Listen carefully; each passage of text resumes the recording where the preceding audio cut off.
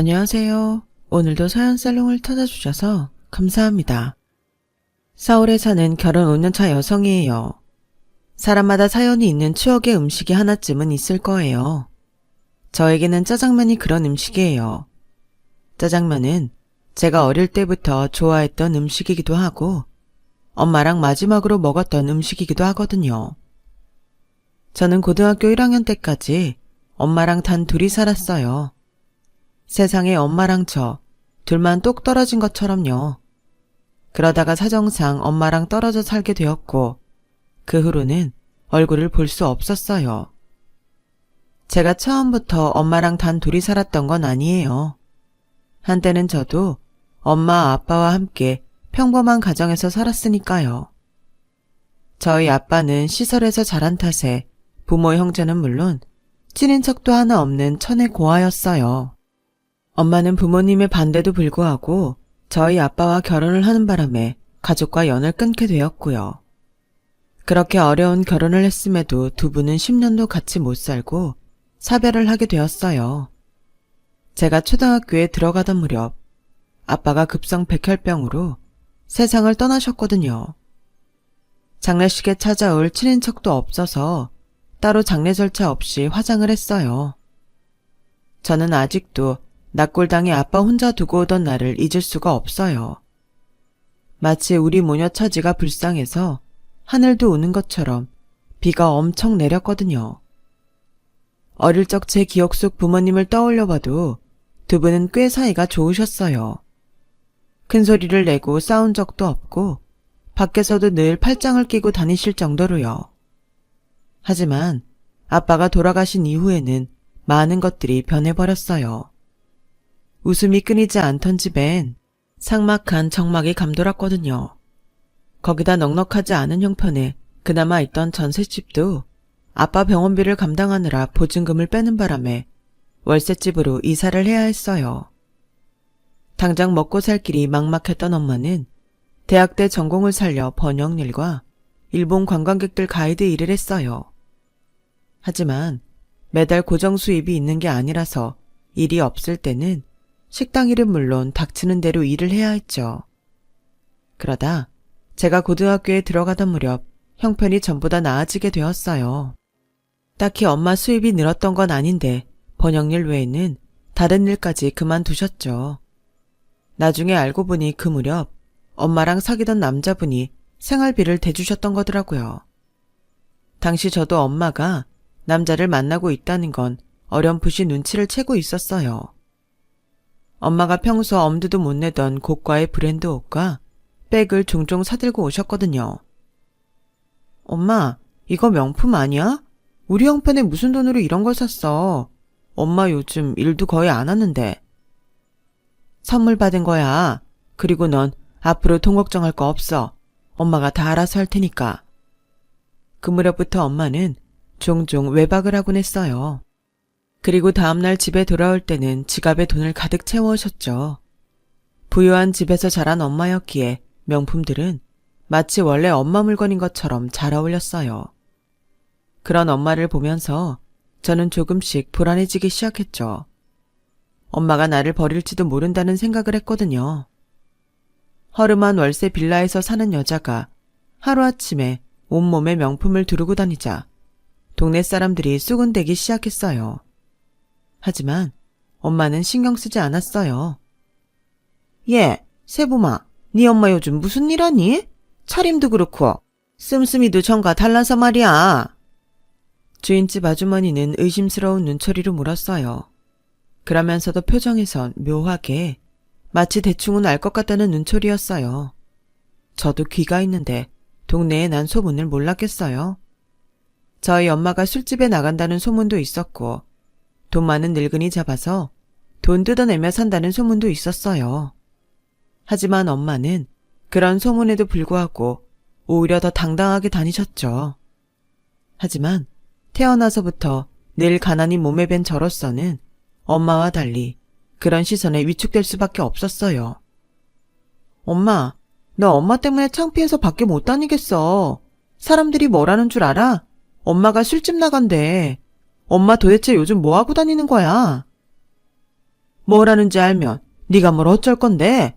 사람들 말이 뭔 상관이야. 나만 당당하면 그만이지. 쓸데없는 소리 하지 말고 넌 공부나 열심히 해. 걱정하는 제 마음도 모르고 엄마는 오히려 제게 화를 냈어요. 그렇게 저는 고1 여름방학을 맞게 되었고 그 동네를 떠나게 되었어요. 이사를 간 곳은 어이없게도 조그마한 원룸 오피스텔이었어요. 엄마랑 제가 살기엔 턱없이 좁은 집이었죠.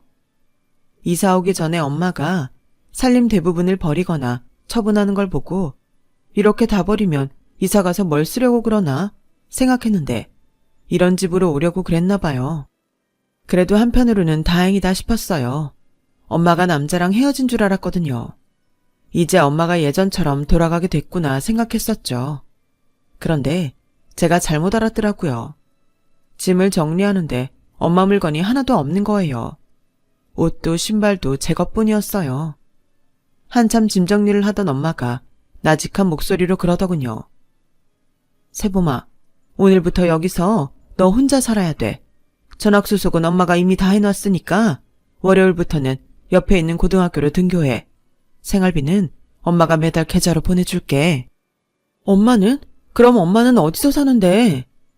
그건 나중에 얘기해 줄게. 너무 황당해서 눈물이 뚝뚝 떨어졌어요. 엄마가 언제고 나를 버릴지 모른다는 생각은 했지만 진짜 그날이 오니까 화도 못 내겠더라고요. 그저 혼자 살아야 한다는 말에 막막하고 가슴이 철렁할 뿐이었죠. 하지만 내색은 하지 않았어요. 그래봤자 달라질 것도 없고 이미 모든 게 결정된 후였으니까요. 아무래도 엄마랑 사귀는 분이 나랑 함께 살기 싫다고 했나 보다 하고 막연히 생각할 뿐이었죠. 이사도 했으니까 세봄이 좋아하는 짜장면 시켜 먹을까? 엄마는 애써 밝은 목소리로 말했어요. 마음대로 해.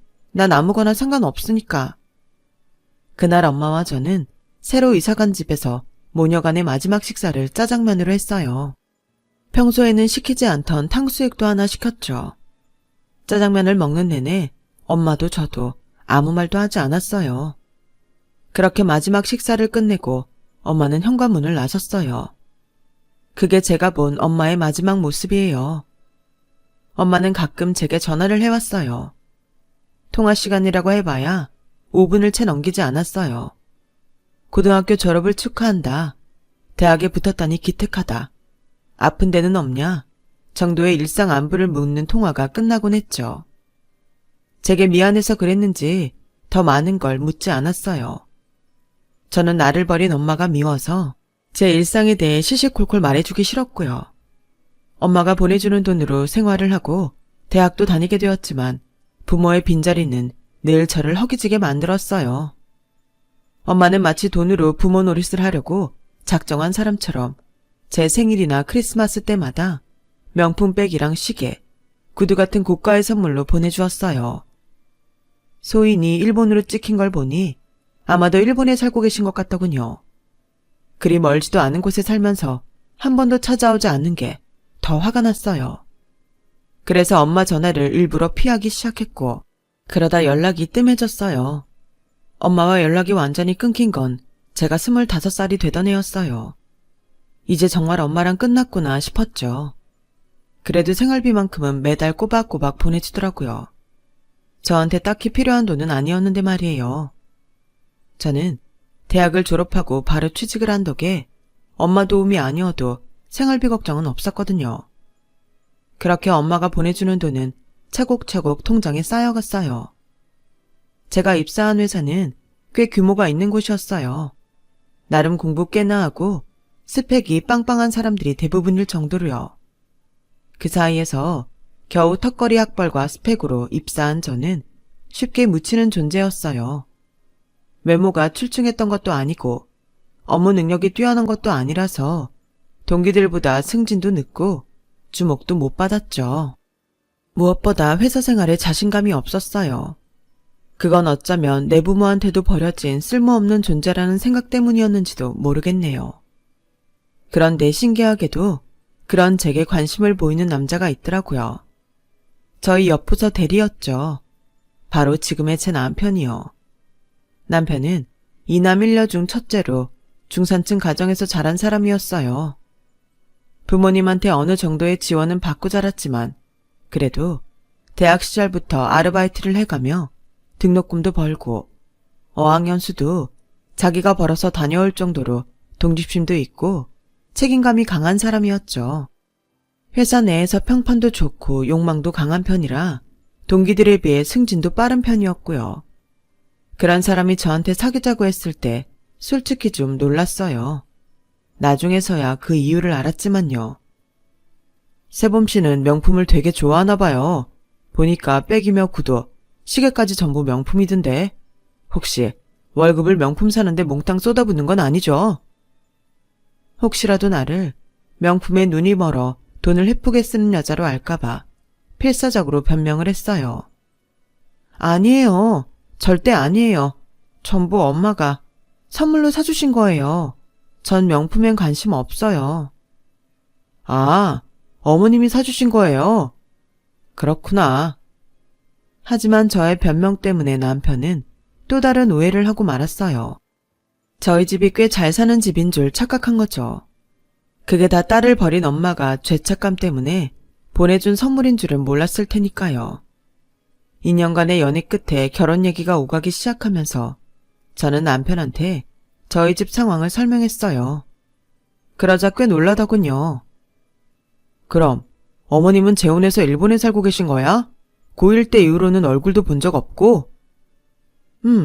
전화만 하고 찾아온 적은 없어. 와, 무슨 엄마가 그러냐? 그래도 명품을 그렇게 보내주시는 걸 봐선 돈 있는 남자랑 사시나 봐. 남편의 관심은 오직 돈이었는데 저는 그걸 눈치채지 못했어요. 적어도 처가에 비빌 구석은 있겠구나 싶었던지 남편은 자신이 나서서 결혼을 반대하는 시부모님을 구워 삶았어요. 하지만 결혼식 문제로 다시 한번 시부모님의 타박을 들어야 했지만요. 저희 쪽 가족이 없는 관계로 결혼식을 가족들끼리 조촐하게 치르기로 한 게 화근이었죠. 특히 시어머니한테요. 세상에, 그간 뿌린 돈이 얼만데 한 푼도 회수를 못하게 해. 예, 새아가, 이건 좀 너무 심한 거 아니니? 아무리 부모가 없어도 그렇지 친척도 하나 없다는 게 말이 되냐고. 네 부모님은 하늘에서 뚝 떨어졌다디? 저는 아빠가 고아였다는 걸 굳이 알리기 싫어서 묵묵히 시어머니 짜증을 듣고만 있었어요. 그러자 남편이 저 대신 나서더군요. 엄마, 이미 결정 난 일 가지고 이 사람 힘들게 좀 하지 마세요. 친인척 없는 게 이 사람 잘못은 아니잖아요. 내가 언제 힘들겠다고 그러니? 명색이 장남인데 이런 식으로 식을 올리는 게 속상해서 그러는 거지. 아, 속상해서 정말. 그렇게 불편한 분위기에서 인사를 마치고 나오자 눈물이 핑 돌더라고요. 그동안 부모님이 없어서 외롭기는 했어도 창피하지는 않았어요. 제 노력으로 바꿀 수 없는 결과였으니까요. 그런데 그날은 솔직히 많이 창피하더라고요. 차라리 돈을 주고 가짜 친인척을 사서 식장에 앉혔으면 나을 뻔했다 싶을 정도로요. 그래서 남편한테 그 말을 했더니 됐어. 걔한테 돈 쓸 거 없어. 그깟 결혼식 해도 그만 안 해도 그만이야. 남편은 이번 일도 자신이 알아서 해결하겠다며 제 어깨를 토닥여 주었어요. 저는 그게 저를 사랑하는 남편의 마음이라고 생각했어요. 자신의 부모님과 대립을 하면서도 끝까지 저를 지켜주려는 마음이요. 그게 돈 때문이라는 사실은 꿈에도 모른 채 말이죠. 신혼집은 남편과 제가 전세 대출을 받아서 마련했어요. 혼수랑 예단비는 그동안 엄마가 보내주셨던 돈을 안 쓰고 모아둔 걸로 해결했고요. 덕분에 부모님은 없었어도 남들 하는 만큼은 결혼 준비를 해갈 수 있었죠. 결혼하고 2년간은 그래도 별 탈 없이 지낼 수 있었어요. 명절이며 집안 행사 때 시부모님한테 싫은 소리 조금 듣는 것 빼고는 말이에요. 그런데 시동생이 결혼을 하면서 상황이 악화된 거예요. 시부모님이 사사건건 온전한 가정에서 자란 동서와 저를 비교하기 시작했거든요. 거기다 동서 친정에서 시동생 사업자금을 대주자 그동안 제 편에 서 있던 남편도 조금씩 흔들리기 시작했어요. 이번에 형식이 처가해서 사업자금 대주는 거 보니까 솔직히 부럽긴 하더라. 직장생활하는 남자들 로망이 내 회사 차리는 거 아니겠어? 나도 사업자금 대줄 사람만 있으면 당장 사표쓸 텐데. 당신도 알잖아, 내 실력. 내가 관리하는 거래처만 끌고 나와도 내 연봉의 3-4배는 벌걸. 그러고 보면 형식이가 딴 건 몰라도 처복이 있긴 한가 봐. 처가 없는 내 입장에선 무지하게 부럽다. 밥을 먹으면서 남편이 한 말에 저는 괜히 가슴이 철렁했어요. 이제 남편한테까지 동서랑 비교를 당하면 어쩌나 걱정이 됐거든요. 아니나 다를까 시동생이 회사를 차리자 남편은 하루가 멀다 하고 창업 얘기를 꺼냈어요. 여보, 이제 그 사업 얘기 좀 그만해. 없는 친정을 만들어줄 수도 없고 나보고 어쩌란 말이야. 당신 내 사정 모르고 결혼한 거 아니잖아. 아, 누가 뭐래. 그냥 부러워서 그런다. 부럽다는 말도 못하냐? 에이씨. 결국 그 일로 우리 부부는 싸움까지 하게 됐고 부부 사이도 소원해졌어요. 그랬던 우리 부부가 다시 전처럼 가까워진 건 다름 아닌 제 임신 소식이었어요. 임신했다고? 정말? 몇 개월이래? 아들이야? 딸? 남편은 숨이 넘어갈 것처럼 쉴 새 없이 질문을 퍼부었어요. 자기 아이가 생겼다는 사실에 들뜬 나머지 창업 얘기는 쏙 들어가 버렸죠. 시댁에서도 더는 제게 함부로 하지 않았고요. 하지만 기쁨도 잠시. 얼마 뒤 동서가 임신을 하면서 상황은 더 안 좋아졌어요. 제가 딸을 출산하고 3달 뒤 동서도 아들을 출산했어요. 얘 큰애야, 넌 작은 애 출산한 지가 언젠데 들여다보지도 않니? 어머님, 제가 몸이 좀 안 좋아서요. 몸 좀 나아지면 가보려고 했어요. 아이고, 맏며느리가 되어선 아들 하나도 못 낳으면서 애 낳은 유세는 네가 다 떠는구나. 그래도 여기 와 있으니까 애 데리고 당장 와. 출산 후 이어진 육아에 회사 복귀를 앞두고 무리하게 몸을 만드느라 몸살이 났는데도 어머님은 기어이 저를 동서가 있는 산후조리원으로 불렀어요. 가보니 온 가족이 동서를 중심으로 둘러앉아 웃음꽃이 피더군요.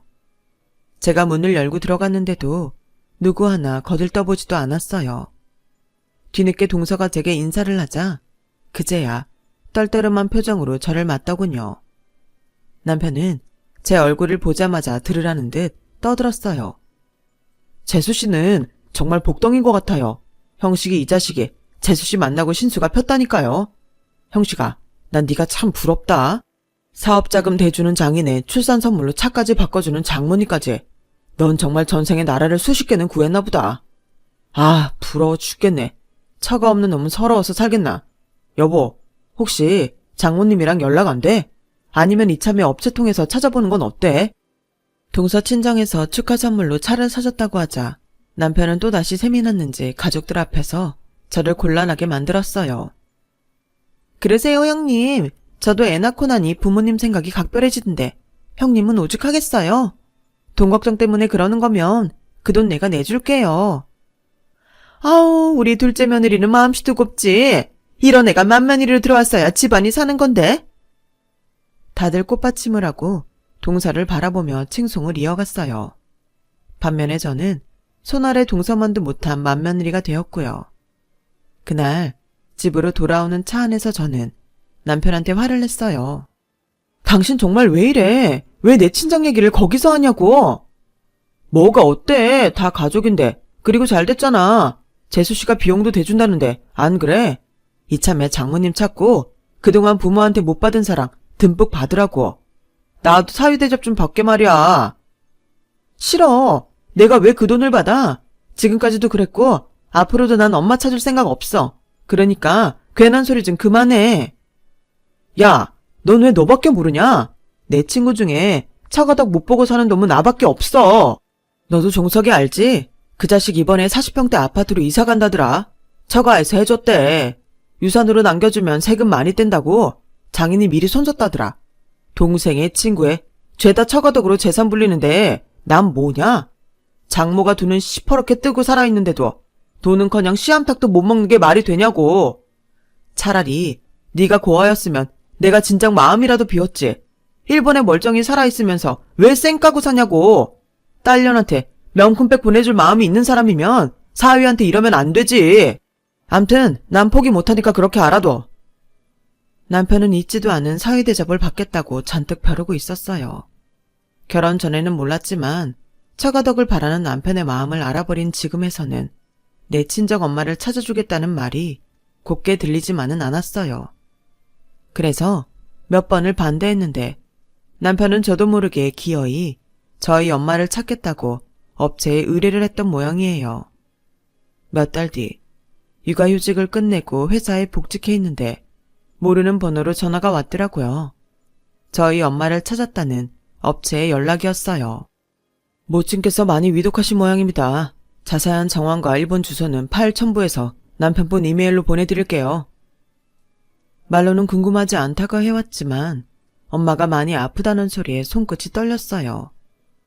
비록 나를 버리고 간 엄마지만 부모 자식 간의 정이 무썰듯 한 번에 끊어지는 게 아니니까요.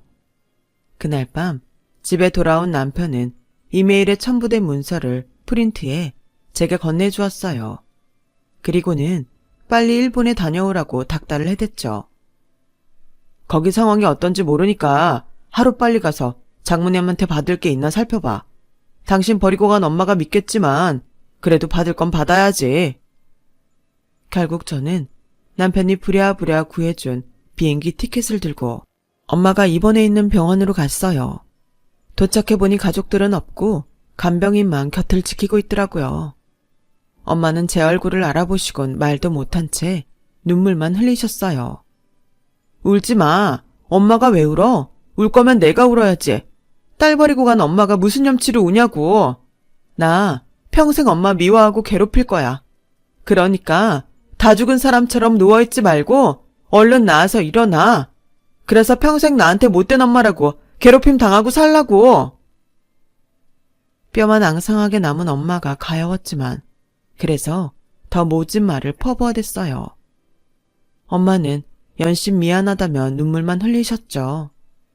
한참을 울고 소리치던 우리 모녀는 진정이 되자 지난 얘기를 이어갔어요. 엄마는 힘겨워하면서도 그간 제가 몰랐던 얘기를 해주셨어요. 일본에서 재혼한 제일교포 사업가와는 이미 몇 년 전에 이혼을 했다더군요. 이혼 사유는 저 때문이었어요. 엄마가 남편 몰래 매달 제게 돈을 보낸 데다 남편한테 선물 받은 명품들을 저한테 보냈던 게 걸려서 손찌검까지 당하고 살았던 모양이에요. 그래도 어떻게든 꾹 참고 살려고 했는데 남편이란 사람이 바람이 나서 결국 이혼을 하게 된 거였죠. 이혼 후에 저를 찾아 한국에 왔지만 제가 결혼을 했다는 소식을 듣고 혹시라도 자신 때문에 제가 힘들어질까 싶어 먼발치에서 바라보다 돌아가시곤 했다더군요. 한국으로 돌아오려고 신변 정리를 했지만 하필 그때 암에 걸렸다는 사실을 알게 된 거예요. 한국에 돌아가 치료를 받았으면 좋았겠지만 그랬다간 가족인 제게 연락이 갈까봐 두려워 일본에 주저앉게 된 거죠. 이미 암세포는 전이 될 대로 되어서 손을 쓸 수도 없는 상황이었어요. 저는 의료진과 말도 통하지 않는 상황이라 발만 동동 구를 뿐이었죠. 다행히 엄마 병실과 같은 층에 제일교포 아주머니가 계셔서 그분 도움으로 엄마의 상태를 전해드릴 수 있었어요. 그렇게 엄마 곁을 지킨 지 일주일도 안 돼서 엄마는 세상을 떠나셨어요. 혼자이므로 엄마 시신을 한국으로 모시고 올 수가 없어서 난감해서 남편한테 전화를 했더니 대뜸 유산은 받았냐는 소리를 하더군요. 당신 지금 그걸 말이라고 해? 아무리 당신이 돈에 미쳤다고는 해도 우리 엄마가 죽었다는데 돈 얘기부터 할 수가 있냐고. 유산 그런 거 없어. 그러니까 그딴 건 꿈도 꾸지 마. 정말? 정말 한 푼도 없어? 부잣집에 시집 갔다며. 아무리 이혼을 했어도 위자료로 담으면 얼마라도 줬을 거 아냐. 그런 거 없어. 없다고. 나 여기서 혼자 어떻게 해야 할지 모르겠어. 시신을 가져갈 수 없어서 여기서 장례를 치러야 할 것 같은데 당신이 좀 도와줘. 그랬더니 남편이 화를 내는 거예요. 재수없게 죽은 사람 시신을 왜 가져와? 그냥 거기서 화장해. 그리고 나 골프 약속이 잡혀서 나가봐야 되니까 당신이 알아서 해. 매정하게 전화를 끊는 남편 목소리에 그제야 정신이 확 들더군요. 이 인간과 나는 더 이상 부부도 뭐도 아니라는 걸 새삼 깨달았죠. 정신이 확 들고 나니 더는 눈치 볼 게 없더라고요. 그래서 교포 아주머니 도움을 받아 엄마 수첩에 적힌 엄마의 전 남편한테 전화를 걸었어요. 엄마의 부고를 전했더니 바로 병원으로 달려와 주셔서 병원비 수납과 장례식까지 도움을 받을 수 있었어요. 엄마 일은 유감이라며 자기 잘못이 크다고 하더군요. 자식까지 버리고 온 여자한테 자기가 너무 매정하게 했다고요. 이혼할 때 엄마 앞으로 해준 집이 있으니 그걸 정리해서 제게 돈을 보내주겠다고 했어요. 저는 분명히 안 받겠다고 했는데 중간에서 통역을 해주신 교포 아주머니가 당신 마음대로 받겠다고 했던 모양이에요. 이봐요, 애기 엄마. 이왕 이렇게 된 거 그냥 받아요. 엄마가 딸까지 두고 여기 와서 살며 받은 돈이잖아. 엄마도 애기 엄마가 받길 바랄 거야. 엄마 목숨값을 받는 것 같아서 치떨리기 싫었지만 교포 아주머니 말을 듣기로 했어요. 그래서 제 계좌번호를 적어주고 엄마 유골과 함께 한국으로 돌아왔어요. 남편은 엄마 유골함을 보자마자 재수없다며 가져다 버리라고 소리쳤어요. 미쳤냐? 누가 유산 받아 오랬지? 얼굴도 모르는 사람 뼈가루 들고 오랬냐고. 이러라고 나 일본 보낸 거 아니었어? 애초에 내가 받을 돈 없다고 했는데 등 떠밀어 보낸 사람은 당신이야. 그리고 얼굴도 모르는 사람? 그래, 얼굴도 모르는 사람인데 돈은 왜 받아오라고 그랬어? 나 우리 엄마 유골 절대 못 버리니까 싫으면 당신이 나가. 결국 그 일로 남편과 저는 심하게 다퉜고 그 과정에서 남편은 제게 손찌검까지 했어요. 안 그래도 남편한테 마음이 멀어졌던 저는 이혼을 하기로 결심했죠. 시댁에서조차 달가워하지 않는 제 딸은 제가 키우기로 했고 집과 재산은 반씩 나누기로 했어요. 어차피 처음 결혼할 때부터 반반 부담에 장만한 집이니까요. 거기에 매달 80만 원씩 아이 양육비를 받기로 했어요. 그렇게 이혼 서류 접수를 하고 조정기간이 막 지난 차에 통장으로 20억에 가까운 거액이 들어와 있더라고요. 일본에서 보내온 돈이었어요. 남편놈이 그 사실을 알고는 재결합하자며 저를 회유하기 시작했어요. 생각해봐. 당신 혼자 애를 어떻게 키워? 우리 애를 아빠 없는 애로 키울 생각이야. 당신도 그렇게 살아봐서 알잖아. 그러니까 우리 다시 합치자. 아직 집도 안 팔았고 살림 정리도 안 했으니까 우리 마음만 다잡으면 되잖아. 아참, 그리고 우리 앞으로는 장모님 제사도 지내자. 내가 과일이랑 생선은 최고급으로 사서 올릴게. 남편은 20억이란 소리에 세상을 다 가진 사람처럼 들떴어요. 정작 저는 이혼을 철회하겠다는 말은 하지도 않았는데 말이죠. 그리고 그날 밤 남편은 밤늦도록 컴퓨터 앞에 앉아 뭔가를 찾고 있더라고요. 다음날 남편이 출근을 하고 난 뒤 포털 사이트 검색창에 검색 이력을 확인했더니 차를 알아봤더라고요. 그런데 웃긴 건 뭔지 아세요? 그 차가 자기 부모한테 줄 선물이었다는 거예요. 회사에서 일하고 있는데 시어머니가 유산받게 된 거 축하한다고 전화를 했더라고요. 큰 며느라, 이게 무슨 횡재니? 생각지도 않았던 유산을 20억씩이나 받다니. 네 엄마가 엄마 노릇은 못했어도 최소한 양심은 있는 사람인 모양이다. 그러니 그 돈을 주고 가지. 그녀한테 들으니 유산받은 기념으로 우리한테 차 뽑아준다고 했다며? 고마워서 내가 몸둘 바를 모르겠다. 나 참, 떡 줄 사람은 생각도 없는데 지들끼리 김치국부터 마시고 있더니 기가 차더라고요. 어머님, 그런 일은 없을 거예요. 우린 이미 이혼했고요. 조만간 집 팔리면 재산 분할까지 마칠 거예요. 그러니까 차를 받으시려거든 이혼한 아드님한테 받으세요. 그리고요, 나이를 드셨으면 어른 흉내라도 내고 사세요. 적어도 부모 잃은 사람한테는 위로 먼저 하는 게 예의예요. 어머님이 이러니 아들이 그 모양이죠. 암튼 전 어머님 아들이랑 이제 남남이니까 앞으로는 저한테 전화도 하지 마세요. 아셨어요? 정말 끝까지 인간의 치졸한 모습을 고스란히 보여준 남편과 그 가족 때문에 손톱만큼의 미련 없이 이혼을 할 수 있었어요. 이혼 후 저는 회사를 그만두고 20평대 아파트로 이사를 했어요. 그곳에서 아이가 자랄 때까지 몇 년간은 육아에 전념할 생각이에요. 엄마가 남겨주신 유산으로 딸과 함께 행복한 미래를 꿈꿔볼 생각입니다. 비록 한때는 세상에 혼자 버려진 것처럼 외롭게 살았지만 이제는 제 딸아이가 있어서 더는 외롭지 않을 것 같네요. 지금까지 제 사연을 들어주셔서 감사합니다. 모두들 건강하시고 희망찬 일들이 가득하시길 바라겠습니다. 여러분, 사연 댓글에 응원과 현명한 조언 부탁드려요. 좋아요와 구독은 저에게 큰 힘이 됩니다. 오늘도 좋은 일 가득하세요.